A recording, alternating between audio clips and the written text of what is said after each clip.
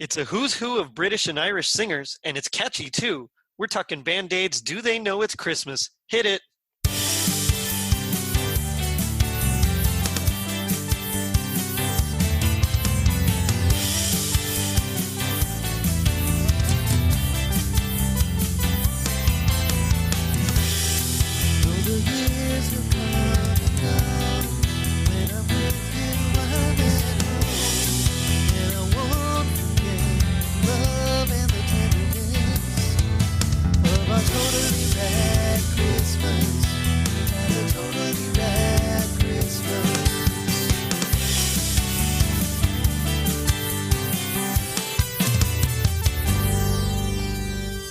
It was 1984. Ghostbusters was ruling the cinema. Madonna's Like a Virgin was skyrocketing.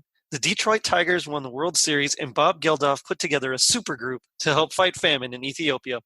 I'm your host, Jerry D., with another episode of Totally Rad Christmas, the podcast that talks all things Christmas in the 80s. Toys, movies, specials, music, and fads. If it was gnarly during Christmas in the 80s, we got it covered. Now, joining me tonight is a very special guest, April Ryley. April, how's it going? It's going about as well as it can in lockdown with my kids for, I don't know, what are we on, week 7? Something like that. I've lost count. I don't even know anymore. I think it's like a week. Today was day 50, I think. Day 50? Oh my gosh. Yeah, it has gone to the point where, I saw a meme today. It was like, if we were on, Jeopardy or something, and it was like, what day is it? People, the answers would range from like Tuesday, Saturday to 1982. Yes, exactly. Yeah, but like I will say, one of my daughters had an orthodontist appointment yesterday, and normally those kind of appointments are like, oh, we've got another appointment. But I was so excited to have an orthodontist appointment. Like, this is, granted, there was no sense of normalcy. They've got a routine now. Right. But it was the first time she has been, I think in about 2 months. Her appointment last month had gotten canceled, and just that little bit of normalcy is like, but I had to set alarms on my phone to make sure I knew to get ready and leave, because I have no concept of what day it is. Oh, yeah, completely agree. My daughter, she's doing the online schooling thing, and we have to set alarms for all of her Zoom meetings, and then, alarms for everything else. And it's just, if you don't have them, I noticed things really start to fall behind. They do. I've got 2 that do speech therapy through the school, so they've got their speech therapy times that cool. I have to set an alarm for, and their phone calls on different days. 3 different kids on different days. Right. So yeah, I've got, I think, 6 or 7 different alarms on my phone to make sure I stick with that. And we have missed a few, so. Yeah, I know what you mean. Even like I set them like an hour before, 2 hours before, sometimes a day before, and still it doesn't work. Yeah, I set them for 5 minutes before, so that way it's like, okay, now you have to get on right now. So it's an immediate thing. If I set it an hour before, we'll forget. But I set it about 5 minutes before, so I could just automatically move them to wherever they need to be. That's good. I might need to do that. Although I guess it'll be my wife, because I went back to work just this week, and I'm envious. I'm very anxious. It has been great. It's like a nice break. Although I was a little nervous because no one there is wearing masks or anything. No gloves, no masks, and luckily there's only like 10 of us, and we're pretty spread out. But still, it's a little scary sometimes. It's hard to. I feel like it's a little hard to gauge what life is like, supposed to be like right now. Yeah. Like we don't go out too much. And so I do have masks, but I always forget them, or my glasses fog off. So it's like, I don't want to wear my mask. So it's like, I guess because I don't have a personal, kind of connection, it still feels like something out there. Right. So I'm trying to follow the recommendations, but I'm really just staying home. Yeah, and that's what we did too. And as soon as I get back from work, I mean, that's the same thing, like hop in the shower, put the clothes in the wash, and yeah. But I guess better safe than sorry. Yeah, I don't work outside the home. I go to school full time, and my they pushed the semester start date for me for my fall semester, assuming that we actually go back in person. Right. to September 7th. So I will not be going anywhere until September. Well, that's not too bad. Well, it is when I'm like, I want to go somewhere. I'm like, cabin fever. Yes. Yeah, I could see that. So it's like with I'm hoping that summer camps for my kids will still be, kind of open. Like right now, I have one of my daughters registered for a soccer camp next month. So I'm hoping they go on to at least have something. Otherwise, we are kind of sitting pretty until mid-August when my kids maybe go back to school. And that's a very long time from now. Yeah. So my wife is a teacher. She's a dyslexia therapist. And so has been teaching while I've been watching the little kids. And, she's just like, okay, just, 3 more weeks. And now it's down to about 2.5 more weeks. And after that, they're on summer vacation. Yes. And so I know that once she starts watching little kids, they're going to get better quality education than they did with me. Yes. I'm hoping that once school ends for us, like I have my oldest is a freshman in high school, and he is actually finished this Friday. Oh, nice. Yeah. Which is a few weeks earlier. So I have no idea when if my other kids go towards, the end of May when they're supposed to. Right. But I'm really looking forward to it because I just feel like everybody is stressed out. When you have work or you have school, home is away. Now the lines are blurred. You don't have your home space is now the stress of school, the stress of work. Right. So I think everybody's kind of on edge because of that. So I'm hoping that once school ends, things will get a little bit easier. Probably won't, but things will get a little bit easier, just not having that stress hanging over them. Mm-hmm. Well, what does help with stress is listening to Christmas music. Yes. Which brings us to tonight's topic. We're talking the Band-Aids. Do they know it's Christmas? What's your experience with this song? How do you feel about this tune?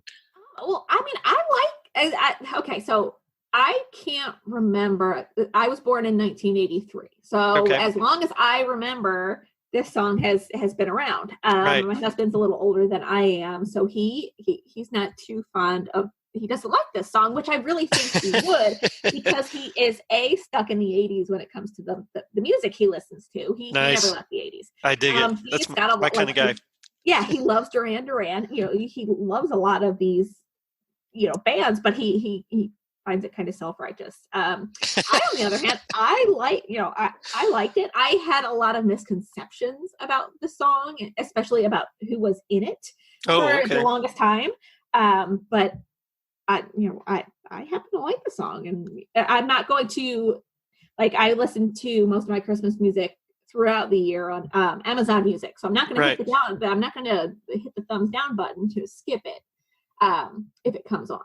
It's not something that I would necessarily like, oh, this is my, in my Christmas, must-have list, but I do enjoy this. Right on.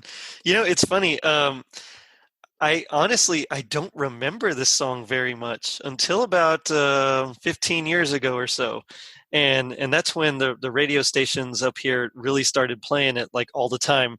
Mm-hmm. And I'm assuming they did it before then, but it was one of those things that I never really listened much to the radio. I always listened to like my CDs or, back when they had CDs. Yeah, or tapes. Or tapes, yeah. I don't feel like Christmas music when I was younger was in as heavy rotation as it is now. I agree. Granted, when I was a child, I was a child of the 90s. So growing up, I didn't listen to a lot of the radio, but I don't remember like a month or 2 month long Christmas music stint like you see now. It was a couple days before Christmas or the 24 hours of Christmas. So I don't feel like we had as much exposure to constant Christmas music like we do now. I completely agree. It's something that was never really on my radar. And then all of a sudden I saw a billboard one day that was like, hey, tune into this station and turn it on. And for your complete Christmas music. And so I thought, all right, well, they'll play a couple of tunes here. But no, it was like fully, like you said, completely Christmas music. And it was awesome. Until they started like just playing the same like 7 songs over and over again. But now I can appreciate Sirius, like I have Sirius XM radio. Nice. So you get 4 or 5 different Christmas channels that you can kind of swap through. And a lot of them, there are a couple of them that start like November 1st. It might even be before November 1st at this time, point. But I usually keep, and they go, I think some of them go through like December 28th, maybe a couple of them there might be one that goes through December 31st, but it's like from the time it starts to the time it ends. I don't listen to anything but Christmas music. So. Nice.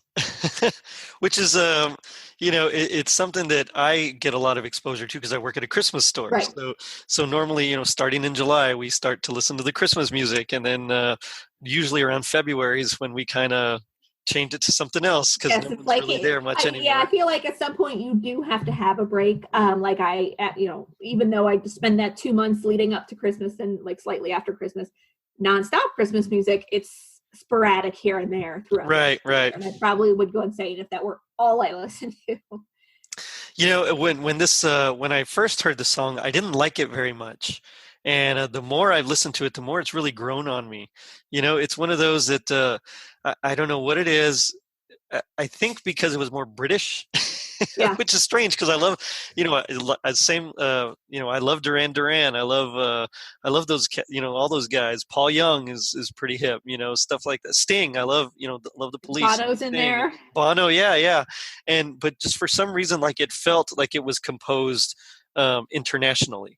I didn't actually know a whole lot about it. Like I said, I had misconceptions about who was in it for the longest time. I didn't realize probably until recently that it was British and Irish. I, for the longest time, thought Michael Jackson was in it because there's a part from Boy George that has a very Michael Jackson sound. So I thought Michael Jackson was in it for the longest. I may or may not be singing that later. Like it was like, I think I watched the video and I was like, for one, Michael Jackson's not even in this.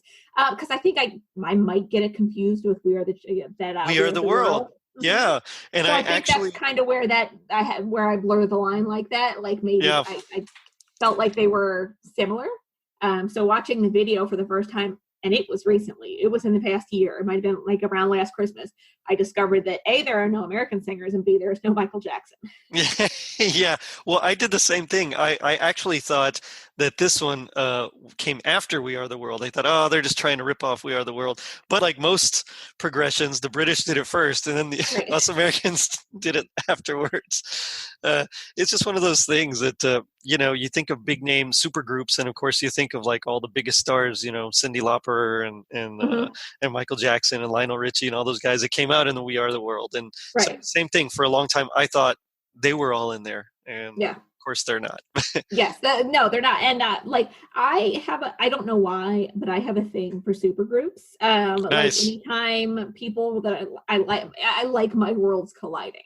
Yeah. I think that's why I like the Avengers movies, because I like all of my guys like they're all here at once. Yes. So it's like the supergroups when it's like somebody from this band, even today, there are groups like Audio Slave where you have members of Rage Against the Machine and Soundgarden, I really enjoy supergroups. So I think that might be part of the reason I like this, because there's just so many people that I know and like. And I also like being able to try and pick out who's who. Obviously, I do that poorly. Well, maybe just a little if you think Michael Jackson's in there, but no, I know. I mean, Boy George does. They can't. He's got a higher voice, like he is. Yeah, he's definitely a first tenor. That's for sure. It's funny that you mentioned the supergroups, because I'm the same way. I mean, I do love big crossovers. I loved when Soundgarden teamed up with Pearl Jam and did the Temple of the Dog. The Temple of the Dog, yeah. And then there was the Traveling Wilburys. I liked them, and who was it? Tommy Shaw and Ted Nugent, and they had their group. Okay. Oh, I can't remember the name right now. Bad. I don't. Yeah, I'm bad not familiar something. with that one. But yeah, it's a little bit. It's definitely 80s there, but their hit was like "Can You Take Me High Enough" or something. But I know what you're talking about. Yeah, and I the name's escaping me now, and I was just talking about them, and I can't. Was it Mr. It wasn't Mr. Mister. No, it definitely wasn't that one. But now I feel like I have to look that up, because because I know what you're talking. Like I can hear the song in my head. I know what you're talking about. But It's not. No, it's not Bad Religion. But anyway, no, it's definitely not Bad Religion. So, they were more of a kind of. They were in the '90s, weren't they? Yeah, they were in the '90s, and they were. I don't think they were a super group. No, I don't think they were either. I thought it was Bad something, but maybe not. I'm looking it up. Is it Damn Yankees? That's the one. Yes. Okay. Yes, it is. That's exactly the one. Okay. Yeah. And so I'm the same way. I love those groups when they get together. There's something just magical about, you have this awesome guitarist and this awesome singer, and they complement each other so well, Right. It's like taking the best. I don't necessarily, but you have Phil Collins on the drums. Yes. And, so it's like you're kind of taking the bet, and that poor man has not aged well at all. We saw him in concert last November. Oh, nice. How was he? Voice-wise, he is spectacular, but his body is, he walked out with 2 canes. He sat the entire time. About halfway through the show, he fell out of his chair, and I thought maybe we witnessed the death of Phil Collins. Oh, no. Yes, like he fell onto the ground, and it was like, oh, no. It was horrible. Like, he's so frail body-wise that it was worrying. But voice-wise, he's wonderful. The person that is on tour with, or was on tour with him on the drums, is actually his 18-year-old son, who is amazing. That's cool. That's super cool. Yeah, the kid is great. So it's like even seeing that kind of stuff, like father and son kind of thing. Yeah. Those team ups I like too. No, I completely get it. So this song was it was kind of inspired by a series of reports for the BBC that Bob Geldof, who was he was a part of the Boomtown Rats. He was a singer for them. That he and his then girlfriend were watching, and it really like spoke to them. We need to do something to help this, Ethiopia struggling with this famine. So he called up a friend of his, Midge Ure, and together they sat down. They wrote this song, and it's funny because reading like interviews with them, they both agree that the song is terrible. That it's a bad, it's not a good song, but they just needed something that they knew was going to sell so that they could raise enough money. And it's funny that we mentioned We Are the World, because Bob Geldof said that he was responsible for 2 bad songs. Yeah. And then We Are the World. And I know I really love both of these songs. So I'm not really big on We Are the World, but I think it's I think if this song were not a Christmas song, I don't think I would like it. I think you're right. There's something about it, do they know it's Christmas? Just that phrase that really gets to you.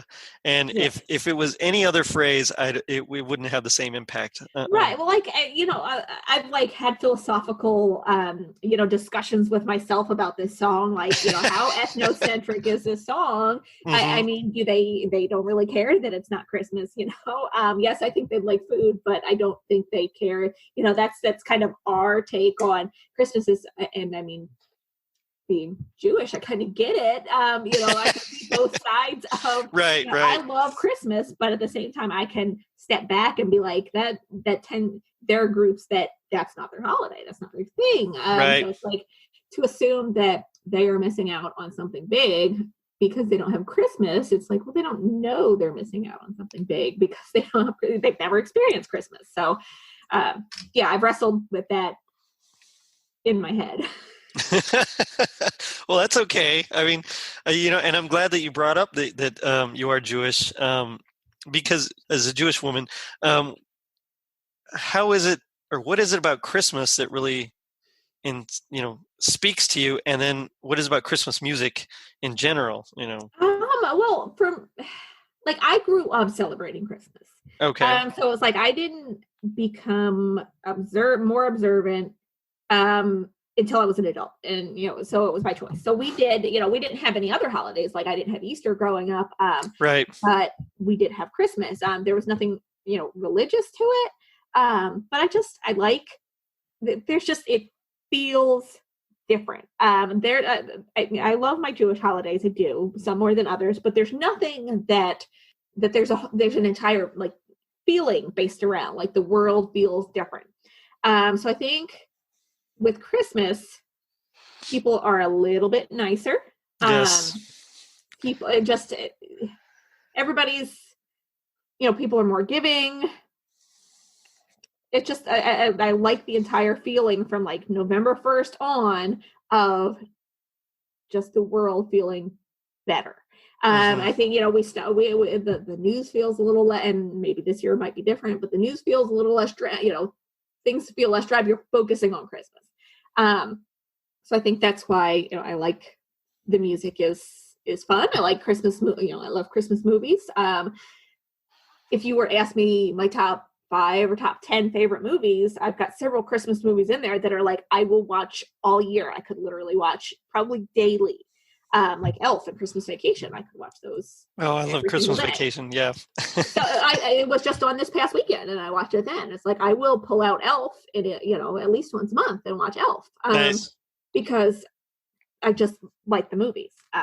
Yeah, so I get you there because my wife and I used to fall asleep to Elf. Like we'd put it on at night right before bed because we knew that it was just so comforting and warming that we'd fall asleep. Like on AMC, you know how like you've got the movie channels that will play Elf almost every single night. And my husband will be like, "Why are you watching Elf again? Is there nothing else on?" It's like, no, I will. If Elf is on, I'm going to watch it. And I will watch it every single night. So. And so Christmas music, how does that speak to you? Is it just the same kind of thing? Okay, so obviously I have I kind of do a weird I don't want to say weird, but I don't really obviously do religious Christmas music, the Christmas carols, if you will. I kind of steer clear of those, which they over the years, especially the past couple of years, it's been a little easier to do that because you do have specific radio stations that deal more with Christmas carols opposed to like they've got a Christian Christmas channel, and then you have regular pop music, and the regular pop Christmas or Hallmark, it tends to be you don't get the Christmas carols in there. Right, so more Christmas songs. Right. So I try and I like the there's some, like I love the Dolly Parton Christmas, the Dolly Parton and Kenny Rogers. I like old Gene Autry. I like Kelly Clarkson. So I just it's better than the majority of music that is out today. So I think that's my biggest issue is like, and you know how when you're a kid and you're listening to music and your parents are like, this is awful. And you're like, no, you don't know what you're talking about, old person. Well, now I'm listening to stuff that my kids are listening to, and I'm like, this is not music. Yeah. This is awful. Yes. And they play these pop songs on repeat for like 5 months. You'll hear it 5 times in an hour for a 5-month period. And it's like, this is A, awful, B, who wants to hear this anymore? Yeah. So it's like Christmas music is, I feel like a break from that. I don't have to deal with horrible Christmas music or horrible pop music. Sad part is I'll stop listening to regular music in October and I'll come back in January and they're still playing the same pop songs every 5 minutes. Like nothing new has come out in 3 months at all. Apparently not. Yeah. So there's Christmas music that just kind of evokes feelings that is tradition that go hand in hand with, it's almost Christmas time. So I think that's why I like Christmas music so much, because when I'm listening to it constantly, it goes with the rest of the world at Christmas time. Yeah. I get you. There's something magical about, and I know I've already said magical, but anyway, there's something very special, I'll say that, about, about Christmas carols and Christmas songs, that it's the instrumentation, it's the melodies and harmonies and just their progressions that go, but generally, you hear the sleigh bells going, you hear maybe something on a celesta, and it's just all of a sudden it takes you to that next level of, I'm nice and happy now. Right. Or just like a feel like when I listen to like Gene Autry, Here Comes Santa Claus, that song is how old? 60 years old? Yeah. Something like, at least. So it's like from a time that I was not even alive for, that I was not even familiar with, but something that I kind of see as a more simple times, you know, back in what you see in A Christmas Story, right. where it's not, you know, it's not that you go home and listen to the radio, and it's just not over commercialized, and that is part of an issue. You know, it does kind of weigh you down around Christmas these days, is how commercial things do get.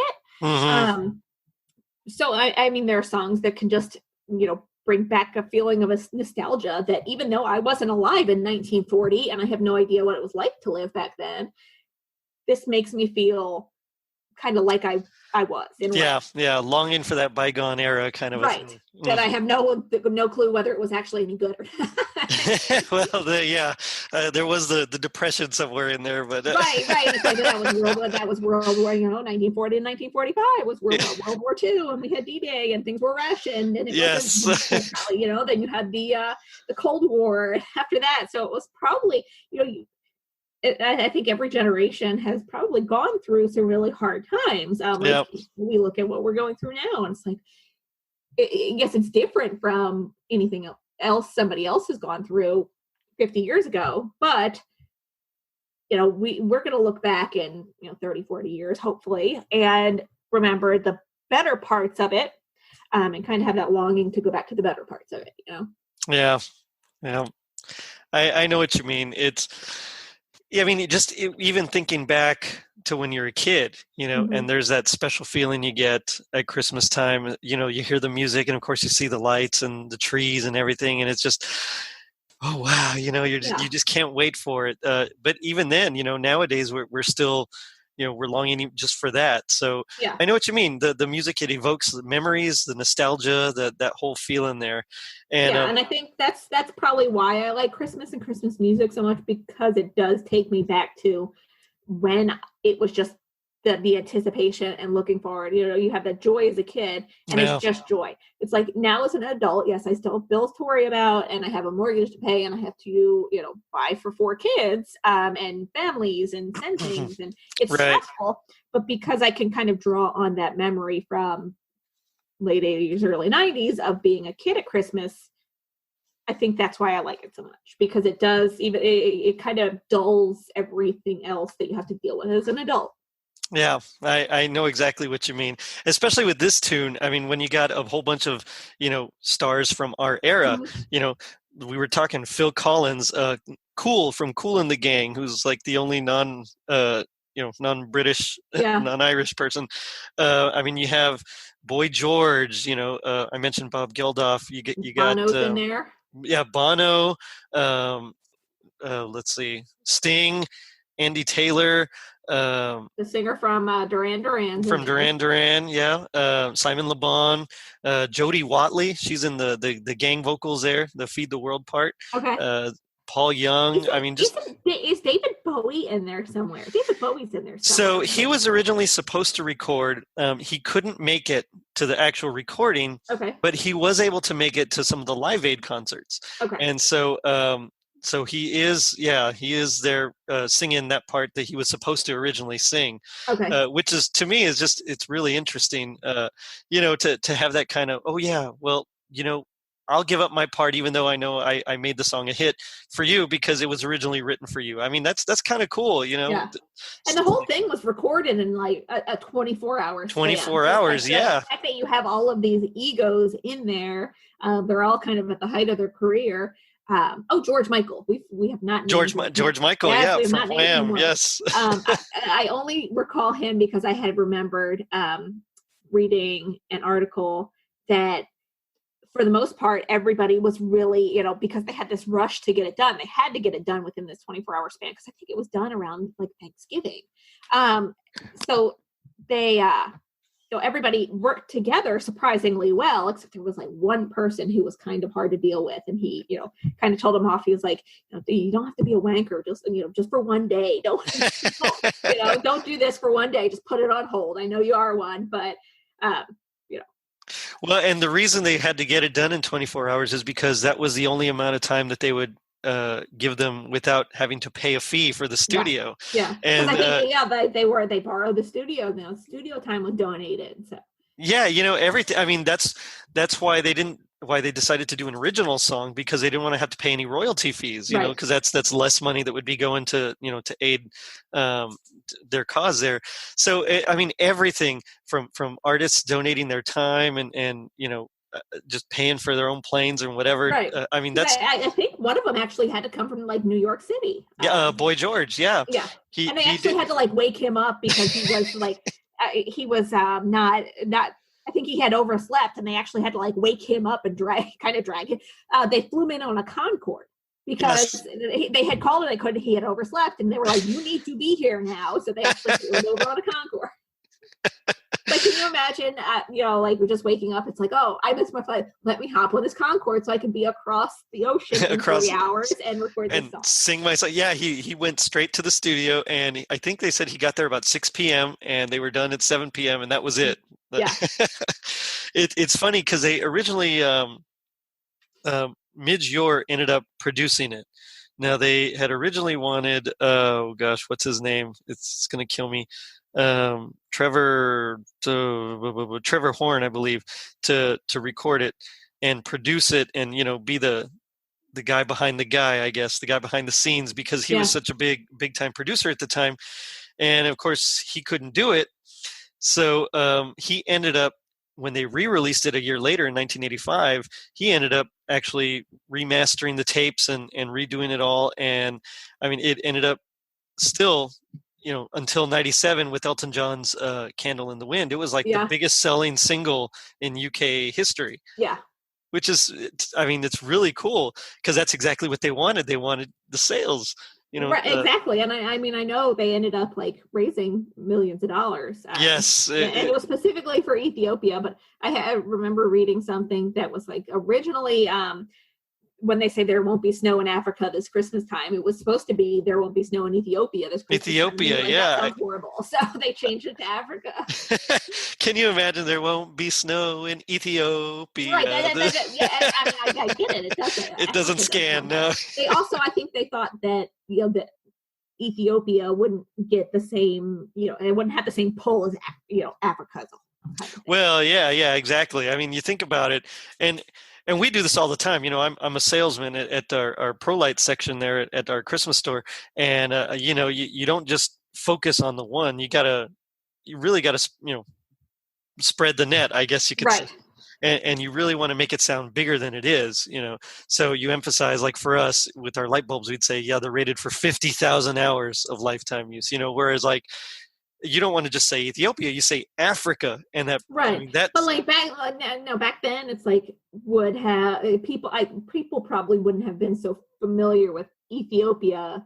Like now, I can't really speak to what, you know, people knew about world geography in 1984, but you think that maybe you know, people wouldn't have been as familiar with Ethiopia, like, you know, I don't know what you're talking about. As you know, Africa is more of a broad generalization. Yeah, exactly. And you want to hit, you know, they wanted to hit as many people as they could. And then later on, when USA, what is it, USA for Africa, when they did theirs, same thing. They, you know, they just tried to cast a wide net and see what stuck. You know, both these two. By the way, we do have that video recorded on an old Betamax tape. My dad still has Betamax, and it still works. We still have that recorded on the tape. Yeah. I when you had mentioned that we'd be, you know, covering this, I went back and I rewatched the video for the first time in a long time. It's like, for one, you don't realize how bad that quality of video is. Like, you don't ever remember looking at these things and as a kid, or granted, I don't think I ever saw the video as a kid unless it happened to be on MTV or anything, because you don't have the medium. We didn't have YouTube and stuff. You wouldn't have the internet at all back then. So it was like TV or nothing. But it's like, I don't remember, you know, even when I watched like the first episode of The Simpsons, from the Christmas episode of The Simpsons, you know, you look back and it's like, I don't remember it looking this horrible. That whole first season is kind of sketchy. You know, it doesn't really solidify until like halfway through season 2. But I know what you mean. It's you know, because I mean, there wasn't digital, it was all analog, and so you know, it was tape for sure. and you see all the, it's really grainy. And even Mm-hmm. like these high definition versions that you can find on YouTube of the video, they've cleaned it up a lot, but you can still tell that the colors aren't as bright. Right. And it's from its time. Yeah. And it's like, you wonder how long in 20 years, what are we going to look back at, the DVD or the Blu-rays, or even, the YouTube videos that we see now are how are we going to look at those, Yeah, exactly. It's just, technology gets better and picture quality gets better. And right. But, there's something about recording analog that I've found sounds to me better than recording on digital. And Okay. I think it's all those extra harmonics that, are just, those little pops and hisses, and you get these overtones that you don't get in that like super clean digital environment. Right. And I mean, it sounds authentic. It doesn't sound computer generated. You could tell it's music. It's not, computer generated, or it's not a drum machine. It's people. It's the talent of people. It's not auto-tune. It's not computers. Just having that appreciation for the fact that you are listening to talent. Not nowadays, so many people in music are a little less about talent, and not, they're still, they've obviously got something, but more about their image as a whole. When back then you could get away with relying on talent more than looks.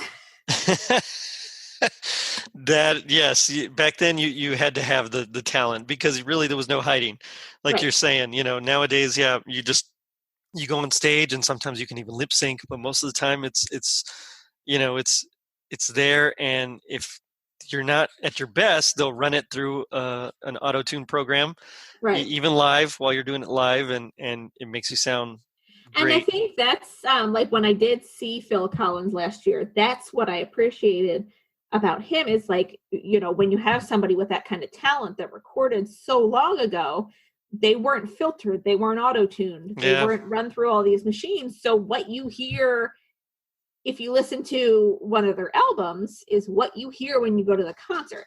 Nowadays, if you go to a concert for a modern artist, it sounds so different, and the quality sounds so much poorer, because there's that, you don't have things cleaning it up. Yeah, exactly. And it's, the sound of each one is super clean, but it doesn't jive together because you're missing all those extra harmonics and stuff, and just the little natural distortions that we get when we speak. Right. But I'm glad you brought up Phil Collins, because yes, he did play drums on these, and of course he's like one of my all-time favorite musicians. I'm also stuck in the 80s for a lot of my musical tastes, although of course I do venture into the 70s and 90s sometimes. I think being more of a child of the 90s, I'm in the 90s.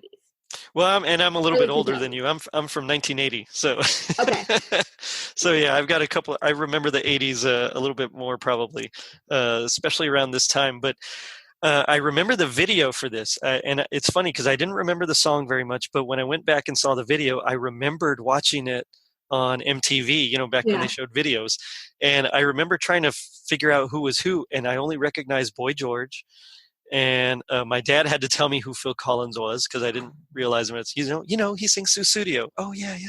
And and of course I knew George Michael, because I loved Wake Me Up Before You Go Go. Wham. Yeah, it's Wham is great, Careless Whisper, all those. So I knew like those, but a lot of these other guys I didn't really know too much, and there's a lot of the Duran Duran. It's like, I think their whole group is there, and but even like there are a couple of people to this day that I'm not all that familiar with. Like who was the first guy that sings? Is it Paul Young? Paul Young, yeah. Paul Young. Like I don't know who. Like I know who George Michael is. I know who Boy George is. I know who Simon Le Bon is. I know all of these guys by name, but Paul Young, I don't know who that is. And I remember we actually have a song of his recorded that my dad really liked, although I can't remember which one it is right now. But I remember that was one of the videos that every time we'd watch, it's like, okay, fast forward, let's get to the next one. You know? Yeah, like I think when I looked him up one time, I recognized like the names of the songs he had done. Yeah. But like I don't recognize his face, I don't recognize his voice, I don't recognize his name. Yeah. Like most other people, like even like Bob Geldof, like I know who he is. Right. But I would never recognize his face, that kind of thing, or his voice. But it's like Paul Young, nope, no, not a clue. See, I wonder like how well the album would have sold. I mean, it already sold, it was already a big hit, but I wonder how well it would have done if David Bowie and like Paul McCartney had been able to make it like they were supposed to. Yeah. And I think the Thompson twins were even asked and they couldn't make it. And, Frankie Goes to Hollywood. And I think they had kind of didn't those guys like record something elsewhere? They did. And so they were kind of added in. So like on the B side, they gave like a little bit of, I believe it was just, little talks about, the situation, stuff like that.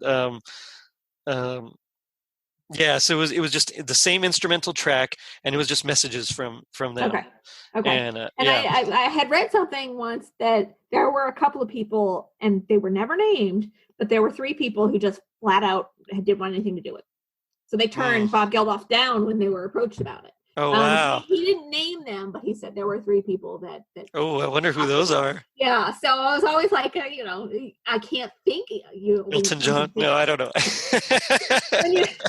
when you come to, the big names of, of Irish and British singers from back then, it's like you've got most of them, Yeah, exactly. Yeah. So oh man, now I'm really curious. Right. Go down a Google rabbit hole of, conspiracy theories. Yes, exactly. Turn Bob Geldof down for the song. Oh man. Yeah, I could I can't even imagine anyone turning them down, I mean, it's like such a good cause, and if everybody else is doing it, Like I would imagine maybe they didn't quite get the scope of it, and then once things came out, it might have been, hey, I'm putting this thing together, and he was like, no, not interested. And then once everything came out, it's like, oops. Yeah. Just keep that hush hush. Scheduling. It was just scheduling. I couldn't do it. Yeah, the song itself is really interesting because it's got like, it doesn't really have like the traditional structure, Mm-hmm. It's like it's got the verse, and then it's got like this kind of bridge section, and then all of a sudden it goes into like that big gang vocals at the end, feed the world, and that part there, which is really cool. And so you don't really have like verse chorus bridge chorus kind of structure that you normally get.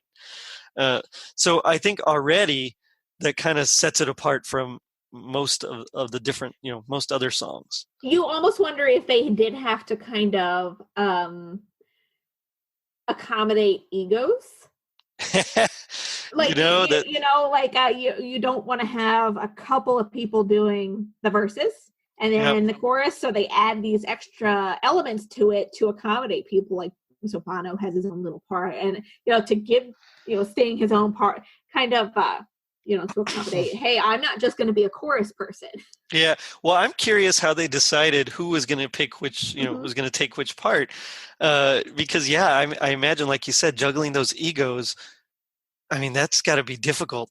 Yeah. And it's you hear, like, there's one part where Boy George, it's the part where I thought it was Michael Jackson for the longest time, where he just like interjects it. It's like, was that planned, or was that just, was this something that, and I wondered, is this something that he just kind of popped in there with because, were their egos that big? Because these are all top of, they're top of the charts at that given time.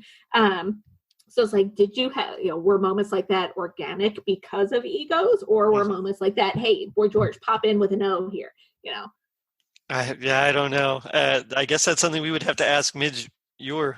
Yeah, I think that might be why I like the supergroup so much, because I'm so curious about the psychology of the dynamics of it, working with so many people who are probably used to being the front man or the most important. Yeah, they're the star, Right. And so it's like, and like we've already said, they did all work together very well, but were there moments where it was like, I got to put a little extra in there so they know it's me, kind of, even though they're going to think it's Michael Jackson. I don't know. I know they recorded the gang vocals first because they figured that would be the easiest to get done, but also feel like, we accomplished something. Right. And then for those that couldn't stay the whole time, they could leave. Although apparently there was quite a bit of partying after it was all I would imagine so. Probably during as well, because I think a lot of them at that point were probably at the height of their partying days. Well, yeah, you're right about that. I know there was a couple of guys that were supposed to sing on it, and I don't want to call out their names right now, but they got in there, they tried to record, and I guess they were too messed up to record their lines, and they ended up scrapping them, and other people came in and sang. Oh, man. Yeah, that's, to me, I mean, I get it. You're a rock star. You're and I think they doing all, your own thing. That was the life to live back then. Every single, if you look at Phil Collins' biography, if you look at Boy George, if you look at, George Michael, all of them at that point were probably, living like rock stars. Oh, yeah. So it was pretty standard, Did you ever see The Dirt on Netflix? It's about Motley Crue.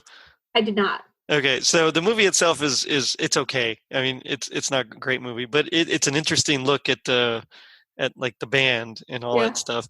But yeah, it's essentially, other people, they even say that, Motley Crue, they did it because they were Motley Crue, while others were doing it because they were rock stars, Right. And so that kind of, that mentality of, well, this is what I'm supposed to do because I'm so famous and I'm amazing and everybody loves me, but yeah, well, like, you've seen and I'm only going by hearsay because I actually haven't seen this movie, but like I think it's Bohemian Rhapsody, kind of with what my husband has told me about it, just people stringing oh my gosh, why can't I remember his name? Who's Freddie Mercury? Freddie Mercury, I'm sorry. People just kind of bringing Freddie Mercury along as almost a puppet at some points, a lot of people using him, and so you almost wonder how many of them were, I don't want to say forced into a lifestyle like that, but kind of fed a lifestyle like that. I mean, it was the 80s too, cocaine, man. It's Rick James. Cocaine is a hell of a drug. Yes. So this the promotion for this thing was really interesting because so Bob Geldof was already scheduled to be on BBC One, their radio show, the BBC Radio, with Richard Skinner, I believe, and he was supposed to be promoting their next album with his group, and instead, because of this whole project, he ended up promoting that. So there was like a huge hype before it even came out. Yeah. And that's really the way things are done now. I mean, you see, like, nowadays they release trailers and trailers for trailers. They have like teaser trailer. Yeah. You get the teaser before the trailer. Just it comes out in 3 months. Exactly. And so this was kind of like, I guess, the 80s music version of trailer. Trailers, yeah. It's like, hey, I'm on the show. I'm coming out with this thing. Everybody's going to be there. It's going to be awesome. Right. And I'm sure it was a pretty, something like that. All these people getting together was a huge deal. I can't even imagine like the lines, at the record stores. I mean, you see, like when we talked Cabbage Patch Kids, there were lines down the street, and people fighting for him. Exactly. So I mean, I can't even imagine for this super group, I mean, you got U2 and Duran Duran and, Phil Collins and all these guys. Back then you went to buy the tape. That's, there was no, you could hear you don't download it. Yeah. But there was it wasn't this easy access to that we're so used to now. Yeah. You waited in line for it. Right. Exactly. It's like, you had to go to the store and buy the tape, and that you didn't hear it until if you hadn't heard it on the radio, you don't hear it until then. It could be horrible, it could be great. And oh man, so many times, and I've been burned by that so many times where there's like one great song and I'm like, oh man, I can't wait to get it, and then because you didn't have the access to listen to the rest. Now it's like, okay, I find a song I like, I can go on Amazon and I can hear a preview of every other song. Everyone. Yep. Right, but back then it was like, the first song from an album is dropped and that's all you have to go on. Yeah, exactly. Yeah. But I imagine hearing that Paul McCartney and David Bowie saying something on the albums gotta help sales. Yeah. I mean, I definitely, if someone had told me that back then, everybody's on this, the ones that couldn't be on it or still do something. Yeah. I mean, I'd totally be in line for that. Yeah. As far as like Christmas feelings, I don't really know if this evokes like the Christmas feels in me. You know what I mean? I do, in the sense that like not like traditional Christmas music gives me the warm and fuzzies, but I get this song reminds me of Christmas. Yeah. So it's like, if I hear this song, I do get the feeling of being closer to Christmas, because it's not something that is played like on the few channels that are around year round. I think Amazon, like I listen to an Amazon Music channel. So it's like holiday classics or something like that. And so I don't think it's necessarily on heavy rotation. Right. So I probably don't hear it year round. When I'm listening to Christmas music year round, I only hear it closer to Christmas. So I have that association, that feeling of Christmas, but not necessarily the warm and fuzzy connecting it with, the nostalgia and joy of Christmas, if that makes sense. It does. Yeah. And I think part of that also, besides, how much play it gets, I think also is the way it's like arranged and scored, the way it's orchestrated. It doesn't have a lot of the hallmarks that we think of when we think of Christmas music. There's not a lot of bells, there's not a lot of no, it's almost kind of ethnic is a horrible word. It's not the word I'm looking for. But it's got almost a especially at the beginning, kind of, you associate it more with kind of Africa than necessarily like Christmas bells are ringing kind of thing. Right. And for me especially, I mean, I love like the Christmas music from like the 40s and 50s. I love the Bing Crosby. There's a fully orchestrated kind of thing. To me, when I hear that, I know that's trumpet. Exactly. Yeah, that's Christmas. And so this is like almost the opposite.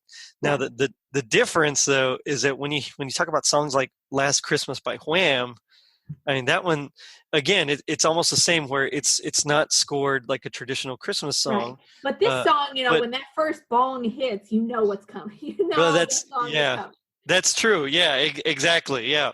So it does have that one up, at least for me. Yeah. Which is kind of cool.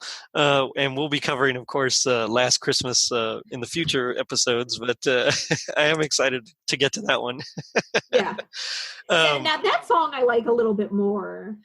It's funny because, this one feels, it sets it up like it's a Christmas song a little bit more, but that one I think is more successful as a song. Right. Like one difference between those two is this song has never been covered since, other than like I've seen it on a Glee episode. But it's never, Last Christmas has been redone, like Taylor Swift. Oh yeah, Taylor Swift, yeah. So it's like it's been covered many, many times.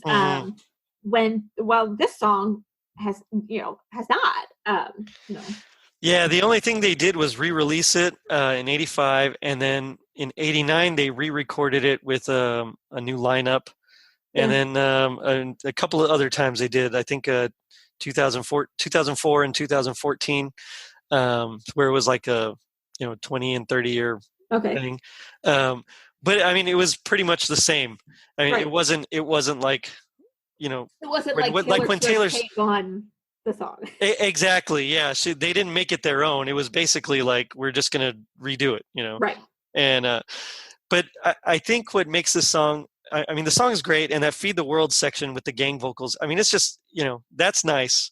But I think when this song kind of suffers a little bit is that there's no real like refrain to really pound in your head, except for that last section. Yeah. So there's no chorus. There's no right. Like half the time, I can't even remember the actual title of the song. I have. Is it because I've heard people refer to it as "Feed the World"? Feed the World, yeah.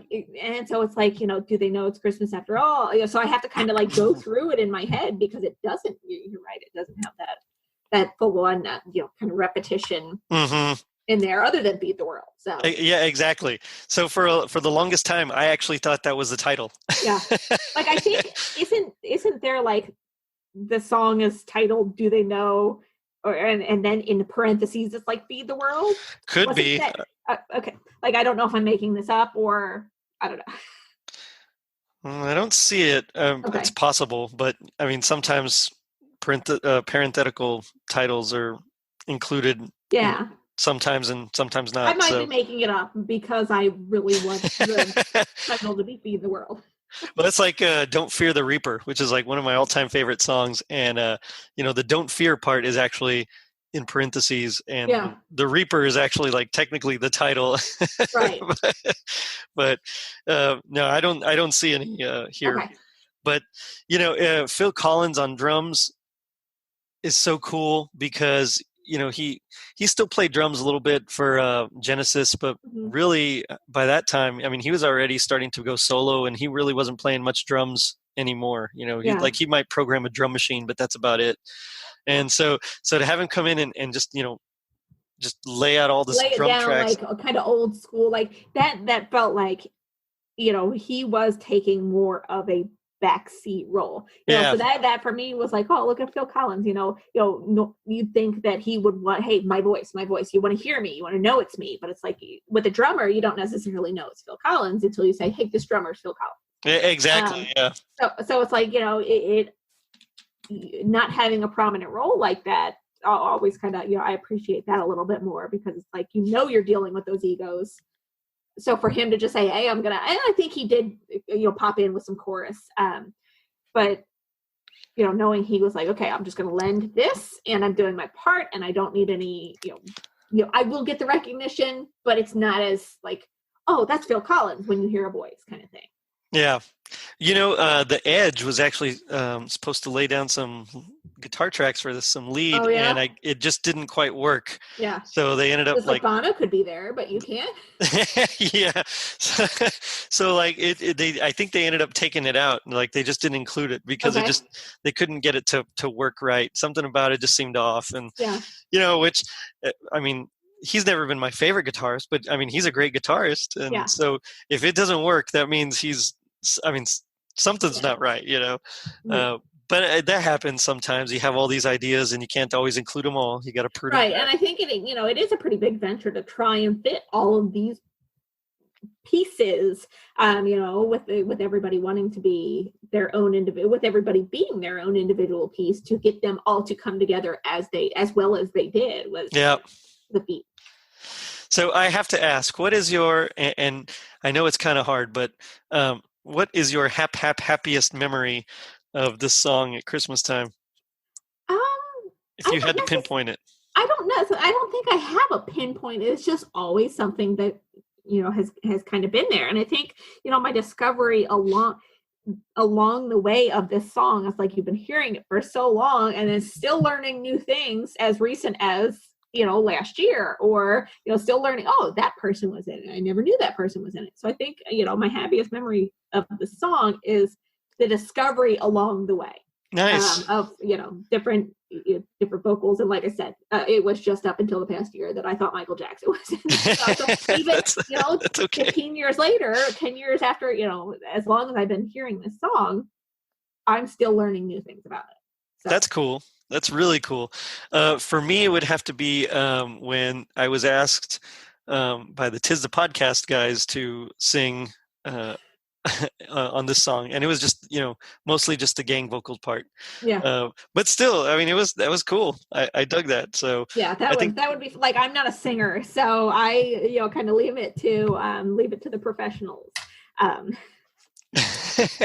Then you're gonna hate this next part. Okay, I think I already did I think I already volunteered a little bit of that Boy George part that I had mistaken for so long. So I think you did, yeah. We can count that if you want. So this is the part of the show that I like to call "Gag Me with the Spoon." So this is where we pick our least favorite part of whatever it is that we're talking about, and we do our best imitation of it. Okay. Okay. So if you'd like, I could go first, just because I know you're not a singer, or, as you say. So there's I love the song, so it's hard to pick like my least favorite, but I think my least favorite part is when George Michael comes in, which is terrible because I love George Michael, but I'm going to do my best George Michael impression. And I am fighting some allergies right now, so excuse me, but say a prayer, pray for the other ones at Christmas time. I don't know. I'm going to stop there. And then George comes in and he's like, and you almost don't understand, what he says after that. He's like, it's hard, but when you're having fun, you almost don't know what he's saying. That was good. I like that. I almost picked, I really came close. I almost picked that. Oh, yeah. And it does, that little hook sounds like Michael Jackson. So here was my thought on this for the longest time. Here was my thought on like, you never really, I always tried to identify individual voices. Mm-hmm. And so like thinking that Michael Jackson was in on this, I'm like, you know what? He is so self-absorbed that he had to pop in there with that just so he had his own little hook, because you don't hear him any other point. And it turns out he was not in there to begin with. Yeah. And it's just, Boy George. Boy George, yeah.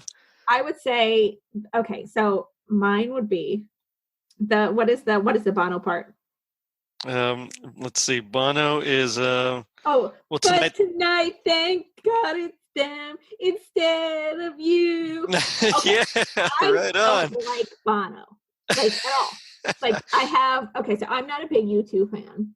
Okay. And I don't like Bono. And then, do you remember years ago, and it was within the past 5 years maybe, U2 automatically put their album on all iPhones. Yes, like, I do recall that. I paid $600 for this phone. You do not get to put your album on my phone without my consent. Like, I was irate. I couldn't get it to delete from my phone. I was on the phone with Apple Care, like, get this off my, like, I took it as a personal offense.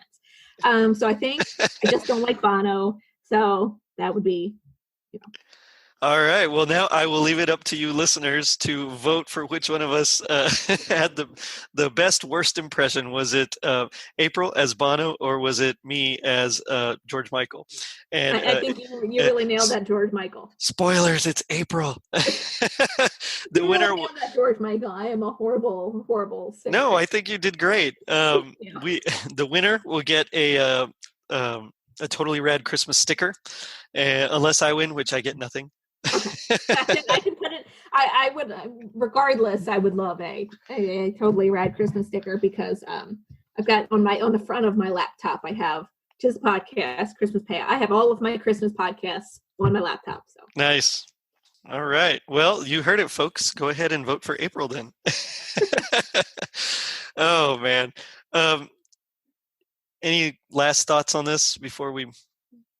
I think we've pretty well covered it all. I think we have too. I'm really like, when you said this was going to be the topic, at first I'm like, okay, I really dig this song and I feel like I can talk about this, but for about 10-15 minutes, what are we going to talk about? But I feel like we really delved into, and we got to the nitty gritty of this song, and I feel really good about it. I think we did too. So I have to ask, G.I. Joe taught us in the 80s that knowing is half the battle. What do you think the other half is? Doing. All right, then. Do or do not, there is no try. We'll pivot from G.I. Joe to Yoda. Well, that's okay. That's better than mine. I think that the other half of the battle is that if you can't get a famous producer, produce it yourself. Wait till it's a hit, then ask him again next year. Well, I mean, do or do not, there is no try. I mean, they did it. They did. Yeah. They got in there and they did it. Yeah. So. Oh man, I love Star Wars. So I taught my daughter when she was, I think she was like 3, to say size matters not in a Yoda voice, and it was like the cutest thing. It was like size matters not. I went a little bit different along the same lines, and like with my son is now 15, but when he was younger, it was "May the Schwartz be with you." Nice. So, classic. Yeah. May the Schwartz be with you. Yes. So it's like he got the introduction there. He might have actually been introduced to Spaceballs before Star Wars. Oh wow. Yeah. That's that cool. Kind of, we appreciate humor like that in our family. So. Oh, I love, Spaceballs is one of my favorites. Yeah. I mean, it doesn't get better than that as far as comedy. I love Mel Brooks and all his stuff, really. But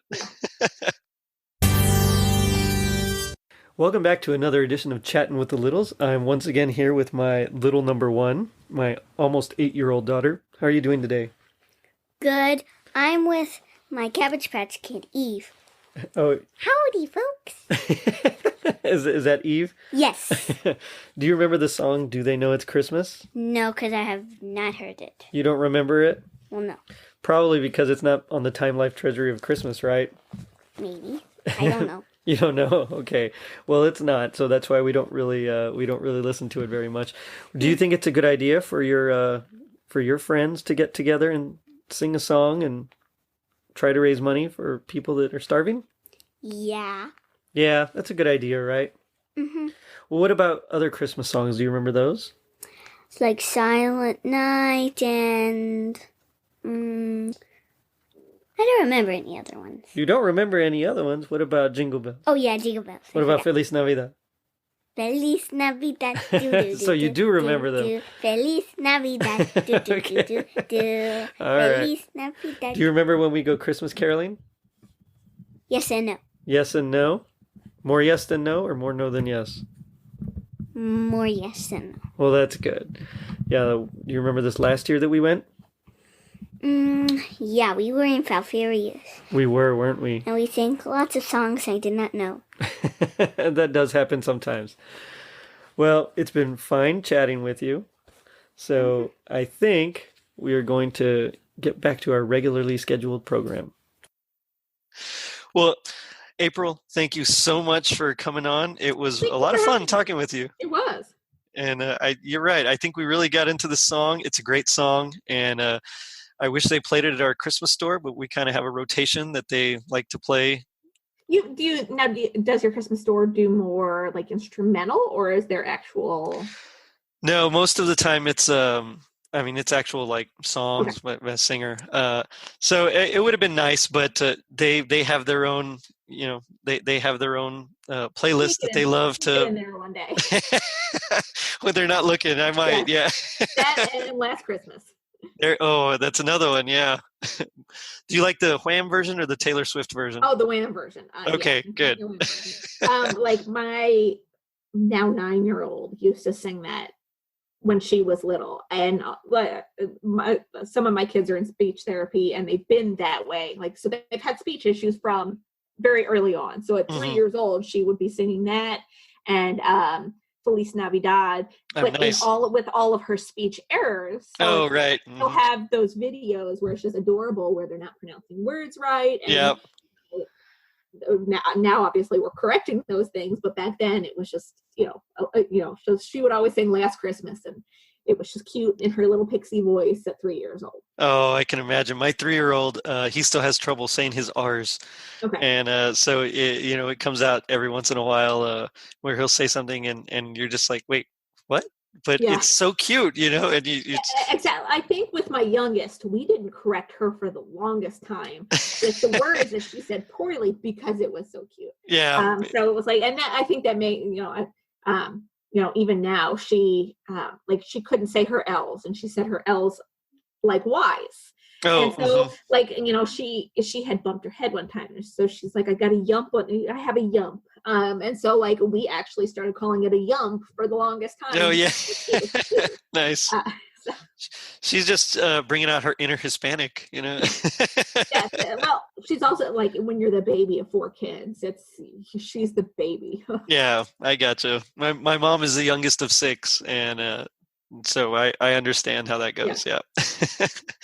But it was so much fun. So let me just say again, thank you, and I'm going to end it with, in our world of plenty, we can spread a smile of joy. How? By finding us as always on our social media pages, Facebook, Twitter, Instagram, and our website coming soon. Now follow your star as other has before you. So don't forget to vote. Later, dudes. Wait, what did you want to say? I wanted to say the challenge. And the challenge is to create your own Christmas song and make sure you show it to us or make us listen to it. Oh. On Twitter and Facebook and Instagram? Yes. Okay. Sounds great. Later, dudes. Again.